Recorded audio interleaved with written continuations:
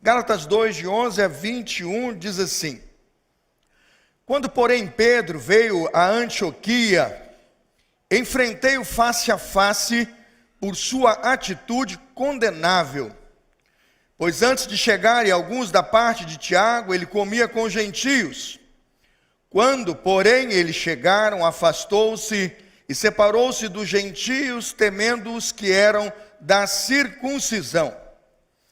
Os demais judeus também se uniram a ele nessa hipocrisia, de modo que até Barnabé se deixou levar.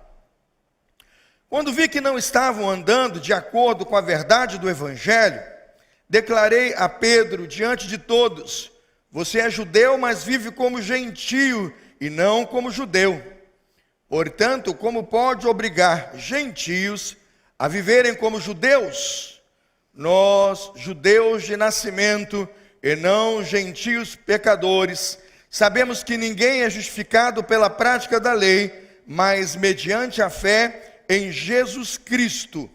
Assim nós também cremos em Cristo Jesus para sermos justificados pela fé em Cristo e não pela prática da lei, porque pela prática da lei ninguém será justificado. Se, porém, procurando ser justificado em Cristo, descobrimos que nós mesmos somos pecadores, será Cristo então ministro do pecado? De modo algum. Se reconstruo o que destruí, provo que sou transgressor, pois por meio da lei eu morri para a lei, a fim de viver para Deus. Fui crucificado com Cristo, assim já não sou eu quem vive, mas Cristo vive em mim. A vida que agora vivo no corpo, vivo-a pela fé no Filho de Deus, que me amou e se entregou por mim. Não anulo a graça de Deus, pois se a justiça vem pela lei, Cristo morreu inutilmente. Irmãos, eu quero repetir com os irmãos o versículo 20, vamos colocar na tela, e vamos todos juntos na tela que está projetada, recitarmos o verso 20 mais uma vez. Vamos todos juntos? Fui crucificado com Cristo, assim já não sou eu quem vive, mas Cristo vive em mim. A vida que agora vivo no corpo, vivo-a pela fé no Filho de Deus, que me amou e se entregou por mim. Amém? Feche seus olhos, vamos orar. Bondoso Deus e amado Pai, abençoa a sua igreja nesta manhã. Já adoramos, já servimos, já consagramos os pequeninos, já falamos do mês das crianças, já destacamos a importância deste mês na vida da igreja, mas agora queremos ouvir a sua voz. Fala a sua igreja através da sua preciosa palavra. Apesar dos vasos de barro, ó Deus, os seus tesouros podem ser alcançados e conquistados, ó Deus, por esta igreja nesta manhã. Como servo do Deus Altíssimo também eu ergo o meu coração e ergo esta igreja a pelejar junto com Jair e Kátia. Jair e Kátia, ó Deus, membros desta igreja por algum tempo, hoje membros da igreja do Comari, estão em grande prova espiritual. Mas nós erguemos nesta hora, como igreja do Senhor Jesus, a invocação, ó Deus, de toda a autoridade do seu Santo Espírito sobre esta casa, em nome de Jesus. Visita Juliana, a filha deste casal, e que haja, ó Deus, o retirar do véu, e que haja, ó Deus, o resplandecer da luz, e que a glória do Cordeiro Cristo Jesus esteja naquela casa, naquela família, naquele lar, em nome de Jesus. Está destruído todo o principado, está destronado toda a potestade, que tenta entrar e entronizar, levar cativa aquela mente. Haja liberdade, haja libertação, com o poder que há no sangue, com o poder que há no nome de Jesus, aquele que detém todo o poder e toda a autoridade. Nós oramos em nome de Jesus, e a igreja diz: amém. Graças a Deus. Pode sentar-se em nome de Jesus. Já estou crucificado com Cristo, vivo não mais eu, mas Cristo vive em mim. Já não sou eu não sou mais a mesma pessoa.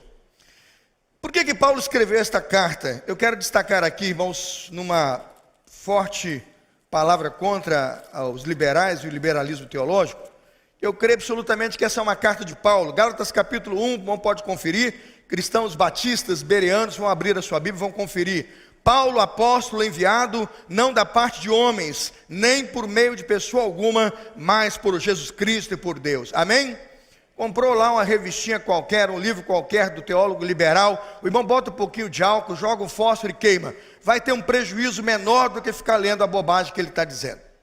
O texto bíblico diz, meus amados irmãos, que a carta de Paulo, ela é de Paulo, porque Paulo diz que é, e porque fora Paulo autorizado pelo Santo Espírito de Deus a dizer. Amém, irmãos?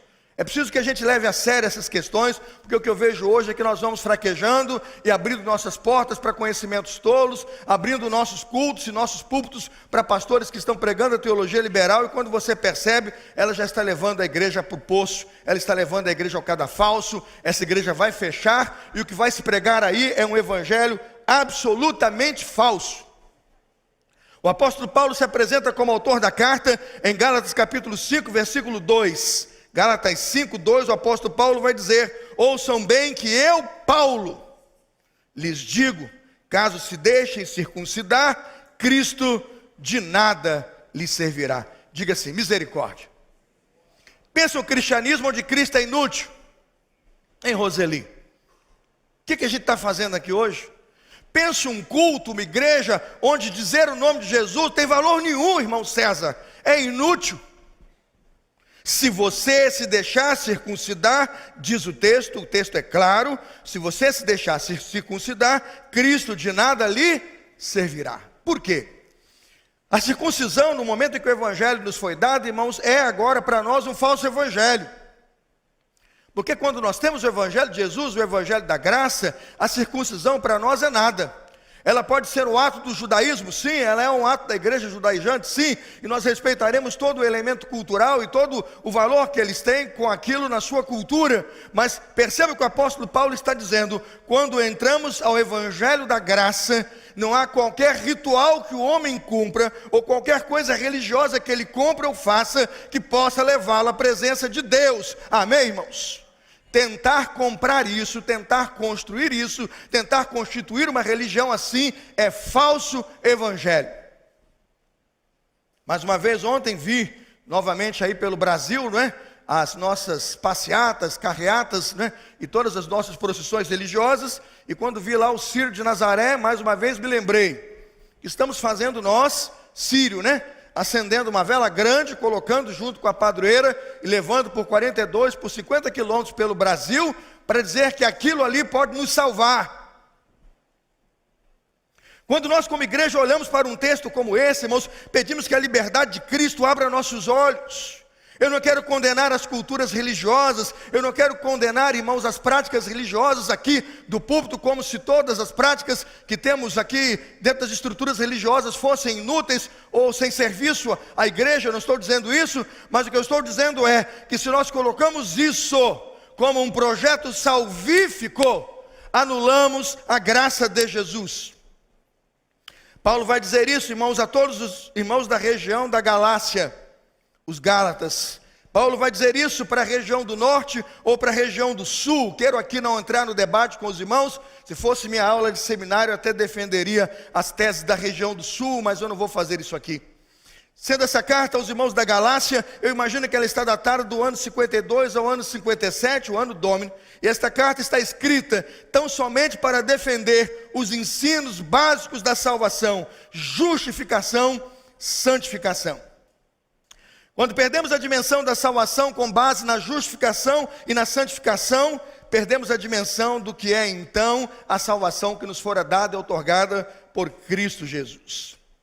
Grande pastor Carlos Oswaldo, na sua obra em que ele divide o texto propositivo da mensagem da carta aos Gálatas, Carlos Oswaldo vai determinar o seguinte: qual o propósito da carta? Levar os cristãos gálatas de volta ao desfrute total de sua liberdade. Foi para a liberdade que Cristo nos chamou. Ele está reivindicando, irmãos, a autoridade divina para o evangelho da graça, o único evangelho que pode ser pregado após o evento crucificação, ressurreição e morte do Senhor Jesus. Paulo está denunciando o cristianismo judaizado como um evangelho falso, absolutamente falso, e está encorajando a igreja de Cristo à santidade, ao amor, induzido e conduzido pelo Espírito Santo de Deus. Amém, irmãos? O que Paulo está dizendo é isto tudo, quando diz tão somente isto: vivo não mais eu, mas Cristo vive em mim. Quando Paulo diz vivo não mais eu, Paulo sabe a vida que levava. E Paulo não é alguém que tem que se arrepender das coisas que fez, no sentido de que elas são grosseiras, no sentido de que elas são um pecado escabroso. Veja bem, Paulo era zeloso da lei. Paulo era absolutamente zeloso da lei. O apóstolo Paulo cuidava tanto dos interesses da lei, que ele olhava para o cristianismo e dizia que aqueles que seguiam o cristianismo, então naquele primeiro momento, abraçavam a seita do caminho. Lembra disso? A seita do caminho. Paulo então, quando vê aquele cristianismo crescente, pujante, se fortalecendo, uma das coisas que faz é pedir cartas aos grandes líderes do governo político e vai perseguir os cristãos. Quando de repente você vê o apóstolo Paulo no apedrejamento do grande servo de Deus Estevão, quando Estevão vai ser apedrejado e morto, irmãos, as vestes do então servo do Senhor Jesus são depositadas aos pés de quem? De Saulo, o perseguidor da igreja. Agora, por que Paulo ou Saulo está perseguindo a igreja? Porque ele é zeloso. Ele acha que aquele modelo que está sendo implantado, que o cristianismo que está chegando ali, na verdade é uma seita que vai destruir então a religião, a santa, sagrada e pura religião que Paulo defendia e acreditava. Ele o faz, então, pastor Felipe, na melhor das intenções. Mas quando pega cartas para matar cristãos, entra no caminho de Damasco, diz que quando está na sua cavalgadura, há uma grande luz, o esplendor do céu, e quando ele vê aquela luz, e quando aquilo lhe confunde, ele ouve a voz, só ele ouve a voz, mas ele não percebe bem o que está sendo dito, até que a voz é muito clara e audível, e diz: quem és tu? Ele diz: Saulo, Saulo, não é? Por quê? Me persegues. Quando Saulo ouve a palavra perseguição vinda dos lábios do próprio Cristo, que diz: eu sou Jesus Cristo, a quem tu persegues, ele então percebe que ele está perseguindo o Cristo a quem tentou defender. Ele está perseguindo o Evangelho e a pureza do Evangelho, que até então ele dizia tentar preservar, mas não conhecia. Quando o apóstolo Paulo se liberta, irmãos, do cativeiro que o prendia, da cegueira que até então lhe tomou, do momento em que caiu ali, iluminado a voz de Jesus, até a casa do servo do Senhor que vai orar para que lhe volte a visão, o que eu vejo é que naquele momento Paulo percebe que ele já não é mais a mesma pessoa. Um cultivador de culturas religiosas, um praticante de ritos religiosos, ele é alguém que vai defender a salvação pela graça, porque entendeu, irmãos, de forma clara, o mais puro evangelho do Senhor Jesus. Quando nós passamos pelo processo de conversão, meus amados irmãos, nós passamos por um evangelho tão poderoso e por um ato de transformação tão sem igual, por uma regeneração tão poderosa, que o Senhor vai dizer que nós não somos mais a mesma pessoa. Foi essa conversa que Jesus Cristo teve com Nicodemos, quando disse: se quiser entrar no reino de Deus, necessário vos é o que, irmãos? Nascer de novo. Era preciso ser transformado. A história registra que o grande, repito aqui a expressão dos católicos, Santo Agostinho, o grande bispo e pastor de Hipona, estava já convertido, vivendo o evangelho do Senhor Jesus, passa por uma rua onde já fora conhecido do seu velho homem, está na janela de uma casa, uma daquelas mulheres da vida com quem ele já muito se deitou e com quem ele muito prazer esteve e desfrutou. Aquela mulher da janela olha para Agostinho e diz: Agostinho, é você? A resposta dele: sim, sou eu, mas não sou mais eu. Eu imagino a confusão daquela mulher. Parece cobrador cobrando crente. Sou eu, mas eu não estou. Sou eu, mas não sou o quê? Mas eu. O cara está tentando fugir da dívida. É claro que Agostinho não está aqui fugindo de ninguém, nem tentando não quitar uma dívida que tinha, mas apenas explicando o que ele concebeu, irmãos, como o fator regeneração. Quando ele viveu a vida que vivia, ele não tinha seus olhos iluminados pela justificação e pela graça de Deus. Para trazer um sermão que começa agora pela manhã e vai terminar, irmãos, do culto da noite, eu queria trazer um ponto nesta manhã e perguntar aos irmãos, qual é o sentido da vida para Deus? Alguém diz assim, eu vivo para Deus. Ou então diz assim, eu quero viver para Deus. Eu quero entregar a minha vida ao Senhor, eu quero viver para honrá-lo, para glorificá-lo. A pergunta que faço é, como eu posso responder essa pergunta? Vá comigo a Gálatas 2, o verso 19. Nós vamos começar aqui a exposição agora dos pontos. Gálatas 2, 19 diz assim, claramente o texto, Gálatas 2, 19. Pois por meio da lei eu morri para a lei. Repito, pois por meio da lei eu morri para a lei, a fim de viver para quem?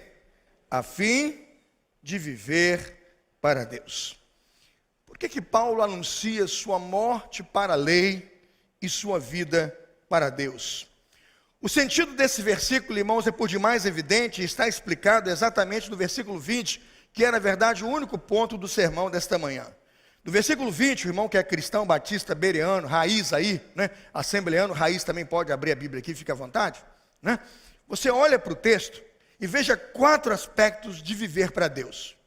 Está aí, Gálatas capítulo 2, o verso 20, por favor, coloque o 20. Você encontra, por favor, a palavra vivo ou viver, e você vai conseguir contar a palavra do verbo, né? 4 vezes. Primeiro, veja o número 1 aí. Já estou crucificado com Cristo e vivo, né? Não sou eu, mas quem vive, ou ele diz assim, já estou crucificado com Cristo e vivo, não mais eu. A segunda vez que o verbo viver vai aparecer, vai estar na parte seguinte, já estou crucificado com Cristo, vivo, primeira palavra, não mais eu, mas Cristo vive. Segunda vez o verbo viver, Cristo vive em mim, né? Terceira vez que vai aparecer, ele diz assim, a vida é o substantivo, a vida que agora vivo. Mais uma vez está o verbo, vida na carne, viver na carne, né? Aí ele diz, como que eu vivo esta vida? Parte final do versículo, vivo-a pela fé. Se você contou comigo, nós temos 4 expressões que falam da verdadeira vida. Vivo não mais eu, Cristo vive em mim, vivo vida na carne, mas vivo pela fé. Até porque ele sabe que fisicamente ele não morreu. O que isso representa? Eu vou passar rapidamente aqui a nossa lição de casa para hoje. Já estou crucificado com Cristo e vivo não mais eu. Paulo, irmãos, confirma que ele morreu uma morte espiritual. Ele morreu para o mundo, Romanos capítulo 6, e nasceu para quem? Nasceu para Deus. Quantos aqui já passaram pelas águas do batismo, especialmente pelo ato de imersão nas águas, quando você foi mergulhado naquelas águas para dizer a todos os seus irmãos em Cristo, eu morri para o mundo e nasci para Deus. Quantos fizeram esse processo? Levante a mão. É disso que Paulo está falando. É dessa riqueza espiritual de viver o Evangelho, onde nós simbolicamente, sabemos que simbolicamente podemos representar isso do batismo, mas ele sabe que fisicamente nós temos que passar pelo processo, irmãos, e experimentar isso de forma espiritual. Isso tem que estar em nosso espírito, isso tem que estar em nossa alma. É óbvio que Paulo sabe que ainda está vivo biologicamente, ele não se faz e não se diz um morto espiritual, mas ele está dizendo que é vivo espiritualmente, porque morreu em espírito para o Senhor e em espírito vive para o Senhor. Amém, irmãos? A segunda verdade, irmãos, do Evangelho que transforma e do poder do Evangelho que transforma é a consciência que Paulo tem. O segundo vivo aí é que Cristo vive em mim. Repita comigo, Cristo vive em mim. Essa é a afirmação mais positiva da verdade do Evangelho. O apóstolo Paulo sabe que Cristo vive em nós, que Cristo vive e habita em cada cristão. Quando lemos, irmãos, a carta do apóstolo Paulo também, em Gálatas, capítulo 3, dos versos 3, de 1 a 5, Paulo está dizendo que este é o tema mais poderoso da força do Evangelho. É a presença de Cristo em cada templo, é a presença de Cristo em cada servo, é a presença de cada crente, recebendo dentro dele o Espírito Santo do Senhor. Quantos aqui já são batizados pelo Espírito Santo de Deus e têm no seu coração a morada e a habitação do Espírito Santo? Diga assim, levante a mão. Diga sim. Sim. Cristo vive em mim, diga. Isso é espiritual, irmãos. Isso é para repudiar o falso evangelho. Isso é para negar, irmãos, absolutamente as ideias de que as pessoas, quando receberam a Jesus, não têm o batismo com o seu Espírito e não têm o Espírito Santo dentro delas, habitando e fazendo delas casa do Senhor. Ou não sabeis vós que vocês são templo do Espírito Santo de Deus? Se não sabeis, são ignorantes. Nós somos chamados a saber que nós somos templos do Espírito Santo do Senhor. Cristo vive em mim e nós temos essa certeza. A terceira perspectiva está também na continuidade do versículo. E a vida que agora vivo na carne. E a vida que agora vivo na carne. Paulo sabe que tem que viver o dia a dia. Não tem essa conversa de que agora que eu sou crente, não pago mais dívidas do passado. Imagina, hein Edson? O pessoal comprou no crediário com você lá, se converteu, tem mais dívida não. Sou eu, mas não sou mais eu. É isso que a Bíblia diz? Eu vou viver a vida na carne, mas eu vou viver aqui neste mundo pela fé. É o quarto V de vivo. Vivo-a pela fé do Filho de Deus, o qual me amou e se entregou a si mesmo por mim. Viver pela fé, irmãos, é o conteúdo central do Evangelho da graça de Deus. Viver pela fé é o mais poderoso evangelho que o cristão e a igreja de Cristo pode receber. Esse evangelho nos foi dado, irmãos, como dádiva do Senhor. O conteúdo, irmãos, do Evangelho da Graça é confiança em Jesus, o Messias, sabendo que Ele conduz cada um de nós a uma nova vida. Ao invés de observarmos a lei com vistas à declaração de justo, nós somos justificados por fé na graça e na misericórdia do sacrifício de nosso Senhor e Salvador Jesus Cristo na cruz do Calvário. Pensando em considerações a respeito dessa sentença, ou do que significa justificação pela fé, eu vou dar duas observações e vou aos pontos da mensagem. Primeiro, a observância à lei é inadequada como um meio de alcançar status de justiça com Deus. Preste atenção na seriedade do evangelho que você está recebendo nesta manhã, e ele é contra, irmãos, grandes evangelhos que são pregados aí, ou falso evangelho que é pregado aí no YouTube, em canais de TV e até em redes que tem satélite. Vou repetir, a observância à lei é inadequada como um meio de alcançar status de justiça com Deus. Quem disse isso? O apóstolo Paulo. Está em Gálatas 2, 15 e 16. Olhe para o texto e veja que você vai combater, irmãos, e vai sepultar o falso evangelho que às vezes está entrando na sua casa por alguns canais e por alguns ensinos que você já deveria não ouvir mais. Gálatas 2, 15 e 16 diz assim: nós, judeus de nascimento, e não gentios pecadores, sabemos que ninguém é justificado pela prática da lei, mas mediante o que, irmãos? Mas mediante a fé em Jesus Cristo. Assim nós também cremos em Cristo Jesus para sermos justificados pela fé em Cristo e não pela prática da lei. Porque, veja, a frase final é muito poderosa, irmãos. Porque pela prática da lei, ninguém será o quê? Justificado. Bate lá na sua porta, bate lá no muro da sua casa, deposita lá um jornal, entrega lá um folheto, entrega lá um negócio que ele chama de evangelho.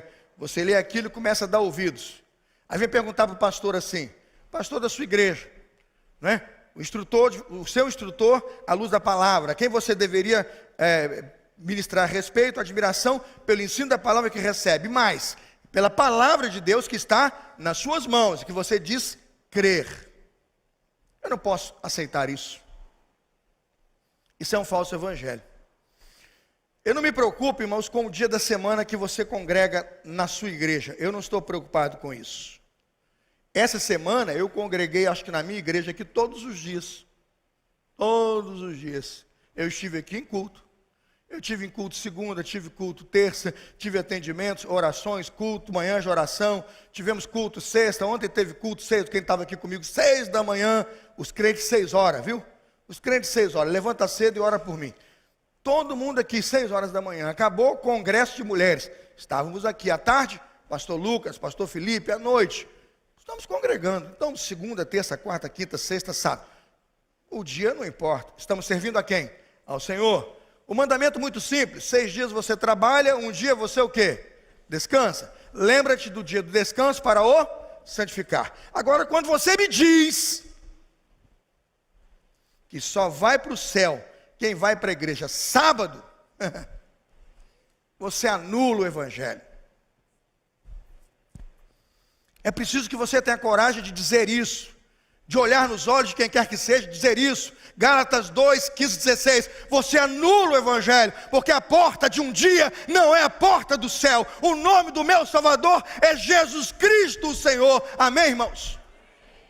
Não se pode ficar aí adoçando com açúcar um caldo que não é mais caldo, irmãos, e um negócio que faz entornar o evangelho. O evangelho da graça é: Jesus é a porta da salvação. Eu sou o caminho, a verdade e a vida. Ninguém vem ao Pai senão por mim. Há uma falsa iluminação na cabeça desse povo.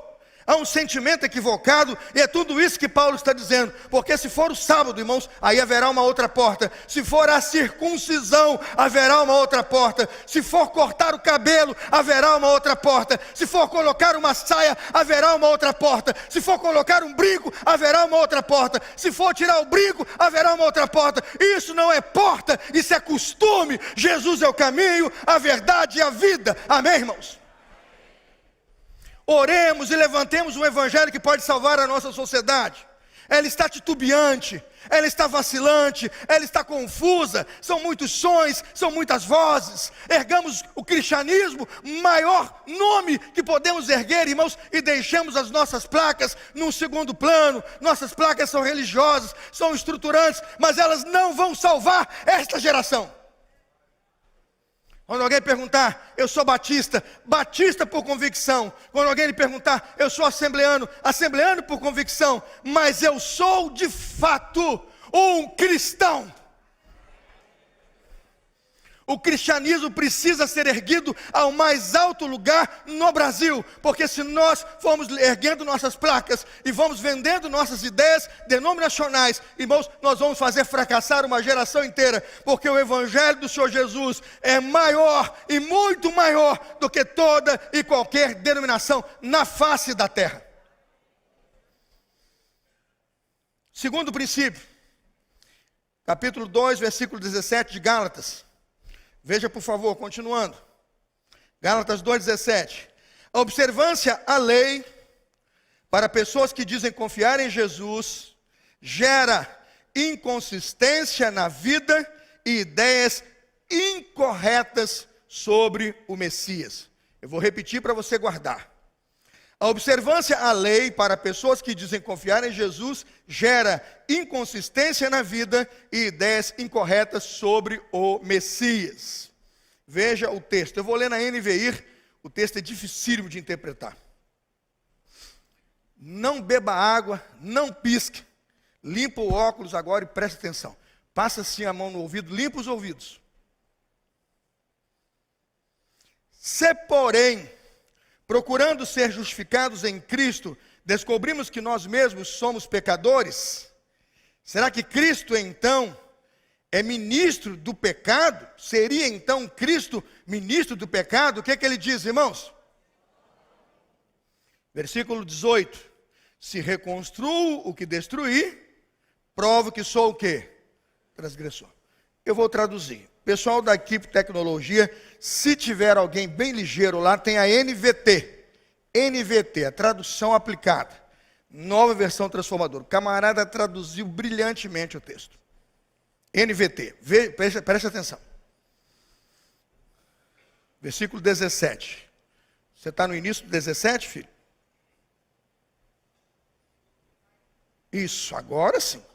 Mas se a busca da justiça por meio de Cristo nos torna culpados de abandonar a lei, isso torna Cristo responsável por nossos pecados?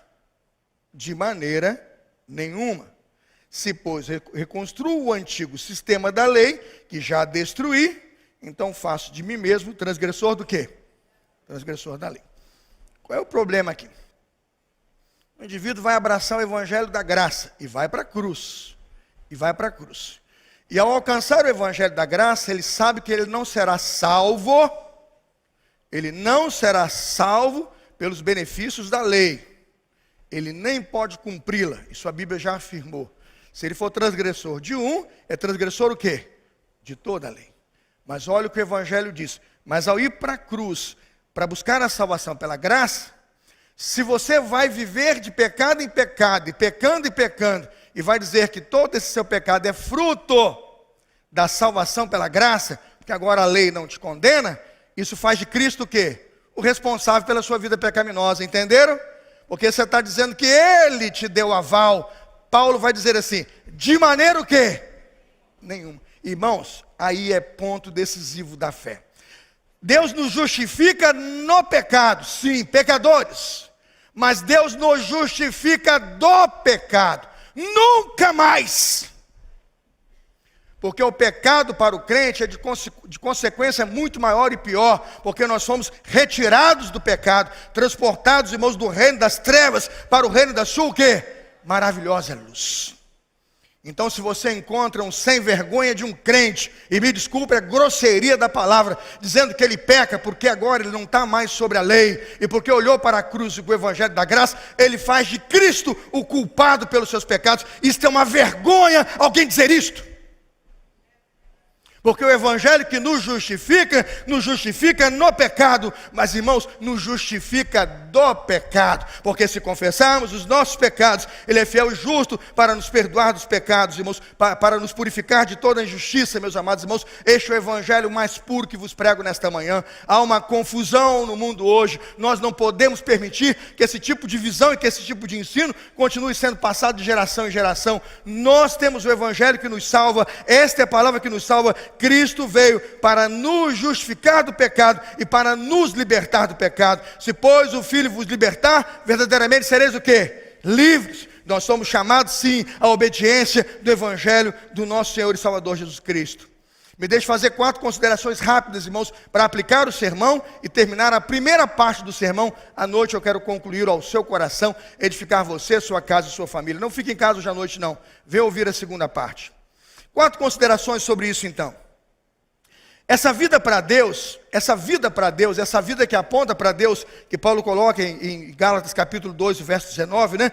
Morri para a lei, a fim de viver para Deus. O que essa vida para Deus representa? Em primeiro lugar, essa vida para Deus representa que o crente vive para Deus, morrendo para a lei. Repita comigo, o crente vive para Deus, morrendo para a lei. Verso 19, porque eu, mediante a própria lei, morri para a lei, a fim de viver para quem? Para Deus.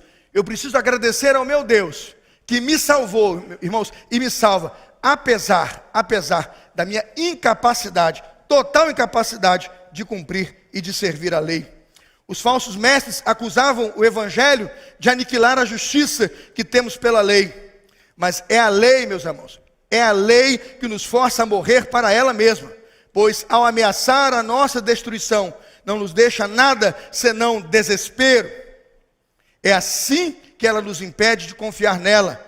Tão logo a lei começa a viver em nós, ela inflige em cada um de nós um golpe fatal, pelo qual então nós morremos por causa da lei. A lei traz em seu próprio âmago maldição que nos mata, porque ninguém será salvo por causa da lei. Isto todo o Antigo Testamento viveu, foi escrito e existiu para provar. O que o homem pode fazer? Se a lei é santa, justa e boa, e nós devemos observá-la, amá-la e reverenciá-la, o que devemos fazer? Devemos morrer, irmãos, morrer no pacto da lei, quando aquela lei nos condenava. Devemos morrer para a aliança em que éramos escravos do pecado e tínhamos por obrigação servir a lei. Romanos capítulo 7, versos 1, 2 e 3. E devemos nascer para um novo pacto, para uma nova aliança, onde Cristo cumpriu por nós todas as exigências morais da lei. Diga glória a Deus. Esse é o evangelho do Senhor Jesus.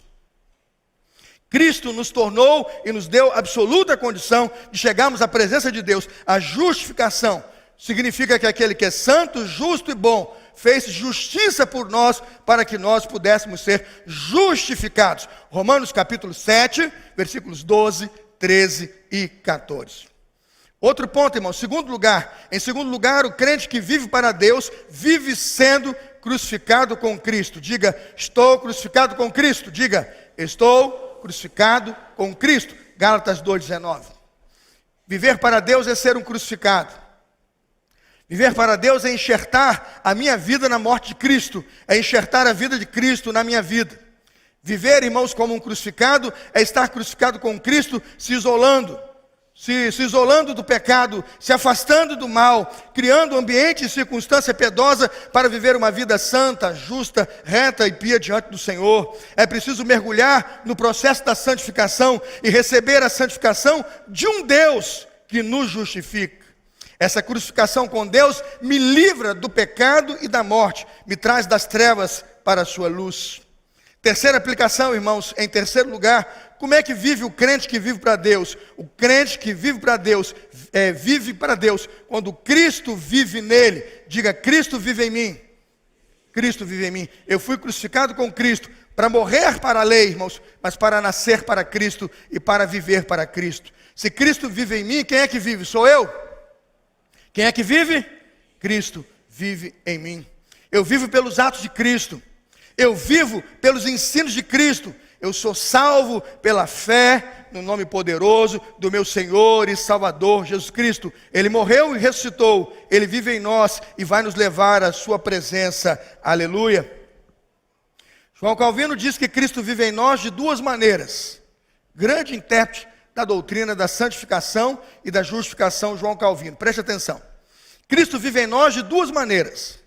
A primeira maneira pela qual Cristo vive em nós consiste em que Ele governa e nos governa por meio do seu Espírito. É o Espírito Santo dirigindo todas as nossas ações. Amém? Você acha que quando a Débora William canta aqui, Espírito Santo, ela canta mais bonito, mas ela canta assim, né? Venha, como é que é? Ore por mim. Esqueci a letra, né?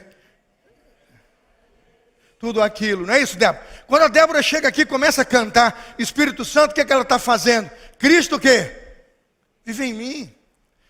Ele guia as minhas ações, Ele guia a minha conduta, Ele orienta a minha postura. Espírito Santo vem o quê? Interceder por mim, não é? Vem interceder nas minhas fraquezas, Romanos 8. Quando eu não consigo orar, o Espírito Santo intercede por nós até nas nossas fraquezas. Irmãos, Ele aperfeiçoa a nossa oração. Amém, irmãos? Que coisa preciosa. O Evangelho do Senhor Jesus, ao afirmar então que Cristo governa as nossas vidas, quando Ele dirige todas as nossas ações, como é que o crente que tem Jesus vivendo nele ora? Seja feita a tua vontade, o quê? Como no céu, a tua vontade, assim na terra como no céu. Cristo vive em mim. Não é a minha vontade, as minhas manias, é a de Deus. A outra maneira pela qual sabemos que Cristo vive em nós, irmãos, a outra maneira é quando nos tornamos participantes de sua justiça. De modo que embora